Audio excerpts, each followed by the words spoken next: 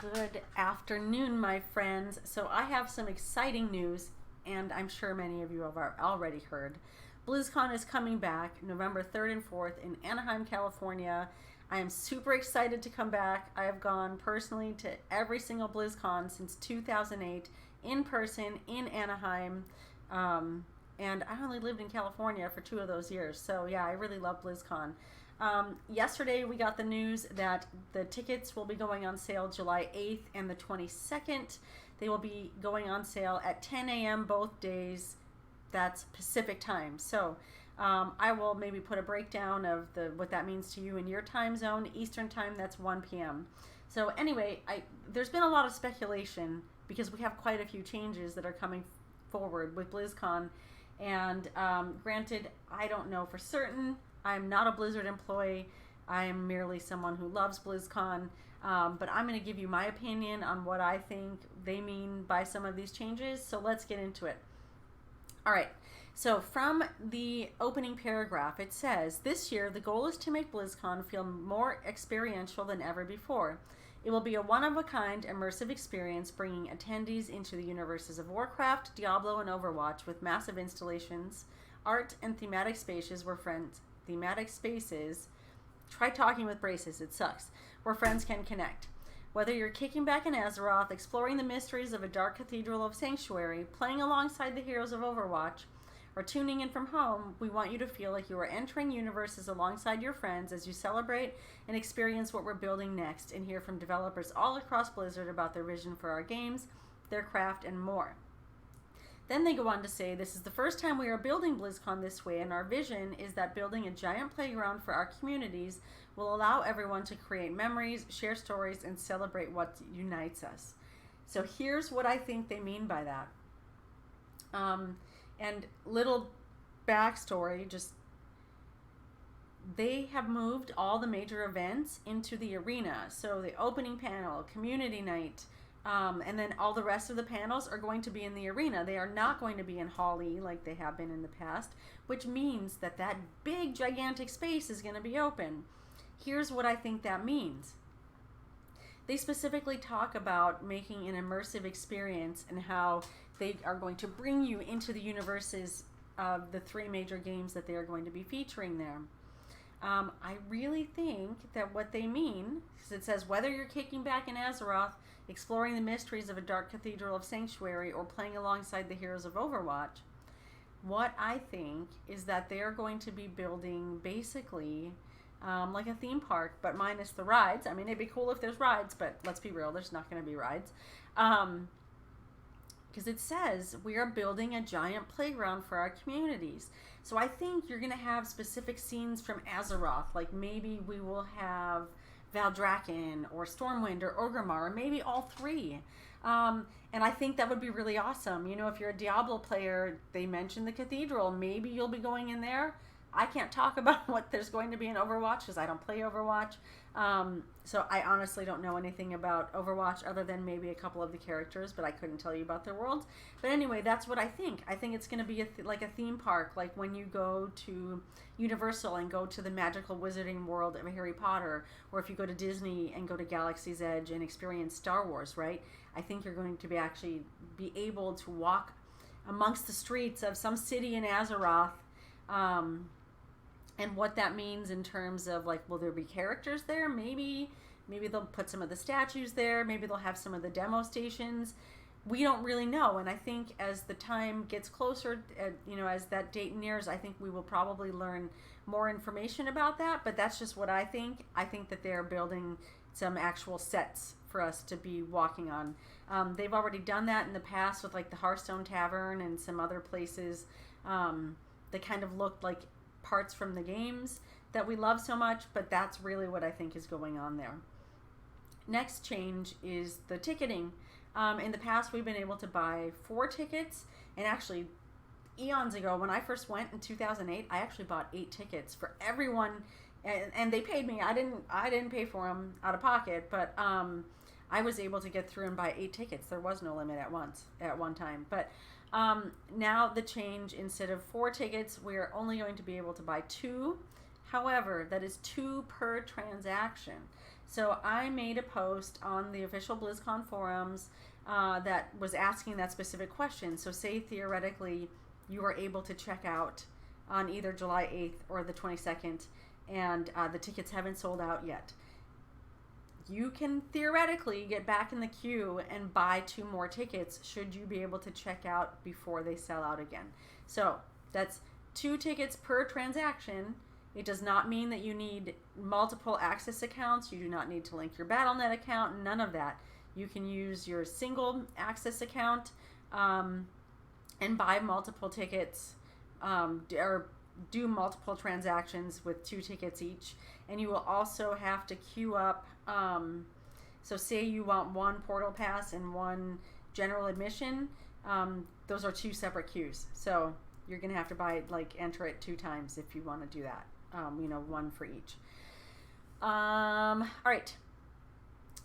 There are some changes with the tickets themselves. So general admission has gone up to $2.99. I really don't think that is that bad. The price in 2005 was $100, so to triple in almost 20 years, not so bad.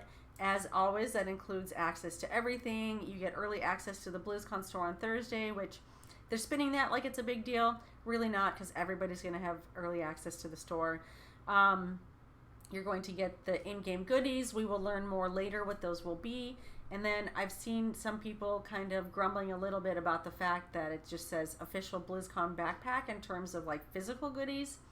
I don't think we're going to get an empty backpack, guys. I think that we will probably have a backpack with some trinkets inside, but it's not going to be an empty backpack. Maybe we'll have some patches. Maybe it'll be the same backpack that we already got a few years ago, but we'll see. At any rate, that is included. And then the Portal Pass, this one has been a major contentious source from what I've been reading. $7.99 for the Portal Pass, pretty hefty fee. And there is no charity dinner that we know of yet. So that includes general admission, everything that general admission gets, plus exclusive access to the Portal Lounge, separate registration line, separate security line, and early convention entry on Friday and Saturday to the lounge only. Let's go back to the exclusive Portal Pass lounge. So in that lounge, you have a private viewing lounge. You get private concessions, so it means you're not going to have to stand in a long line to get some snacks when you're inside. Gameplay experiences. I will touch base on that more in a moment. You have a concierge, which means say you buy something from the store and you don't want to carry it around with you all day, you can leave it with them and they will hang on to it for you. You can pick it up at the end of the day. It's my understanding that they have charging stations and things like that. They talk about Blizzard employee meet and greets, which that's all well and good and nice, but you can also meet them probably at the Hilton and they will be wandering around the convention as well. Now, one thing that people have been discussing, and I just want to clarify, and they do clarify it in the forums as well, where it talks about the gameplay experiences for the Portal Pass members. In the past, we've always had demo stations on the main floor. They specifically talk about gameplay experiences for the Portal Pass members. What this means is that Portal Pass members are going to have their own demo stations for the games that are available to play on demo at BlizzCon. It also means, they don't talk about it, but those demo stations are also going to be available to the general public as well within the main show floor. Everyone is going to have access. So the only reason why they mention the gameplay experience here with regard to the Portal Pass is that there's going to be less of a line. You won't have to wait as long if you have a Portal Pass because there will be less people using those machines.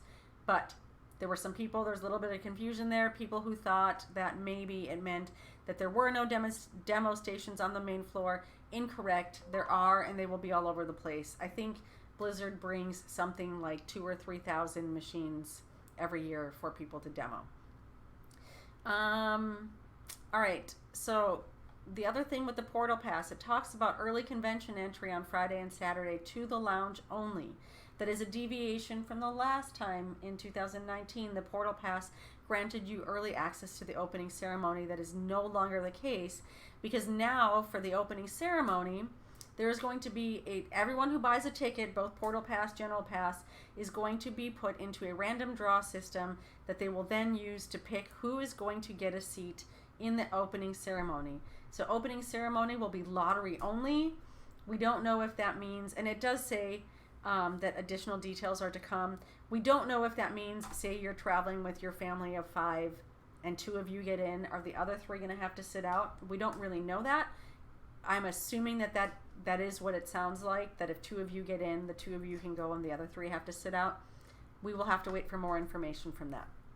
Now, with regard to the rest of the panels, plus the community night, those are also going to be held in the arena. However, the seating for those events is first come, first serve. So you will have a chance to get in to watch those events live versus having to watch them simulcast. Now, here's the deal. What we don't know, are they going to clear the arena after the opening ceremony to give other people a chance to get in? We don't know that. In the past, when it was in Hall E, they didn't do that. So again, we really don't know. I've sat all day before in that hall when they still had the concerts in there. I remember sitting all day waiting for Foo Fighters, and I didn't leave. I planted my ass in a seat and I stayed put. Maybe got up to go to the bathroom if like someone was sitting with me or something, but like I stayed there. So I think that there may be a chance that they're not going to clear the arena, but we will see. And then the last thing that I wanted to talk about, which is really a big deal for many people. I don't find this quite as big of a deal, but to a lot of people this is important. Blizzcon is an alcohol-free event. So since I think 2019, the Blizzard campus has also been alcohol-free. It's my understanding. I don't know that for certain. Someone let me know for sure if that's the case, but I believe that to be true. So now that means Blizzcon is also an alcohol-free event. If you remember, if you've been there in the past, the Hearthstone Tavern had alcohol, and then they had little kiosks, and there was that beer garden that was like inside behind the signing wall in the back. There was that little beer place back there too. Looks like those are no longer. Doesn't mean that they're not going to have the Hearthstone Tavern. It's just not likely to have beer or other adult beverages. That does not mean, however, that they will not have the food trucks and the beer vendors out front. I'm pretty certain that they will still have that. Please say that Viking food truck will be back. I need some of like a Viking corn dog. That thing was so good. So I know many of you love, you know, going to imbibe and like have a good time, and you know I enjoy that too, but you are not going to be able to do it inside the convention center. You are welcome to, if you are 21, to hit up the Hilton bar. The Marriott has a bar. Go to Costco, go to Sam's Club, Target, whatever. Buy your drinks and pregame in your hotel room. Just do it responsibly. Remember, you still want to have a good time. Anyway, I'm not your mom, not going to lecture you. And also, California is a recreational cannabis legal state, so you could go to a dispensary and purchase legal cannabis for adult consumption as well. So that's your prerogative. Anyway, that is all I had to say about the upcoming BlizzCon. I'm sure as time gets closer, we're going to hear more news. We'll probably hear, you know, who the closing concert's going to be, and gain some more insight into what's going to be in that backpack, and maybe a little more clarification, some more understanding with regard to the random seating for the opening ceremony. I cannot wait to be back, and I cannot wait to see you guys at BlizzCon. Have a great weekend.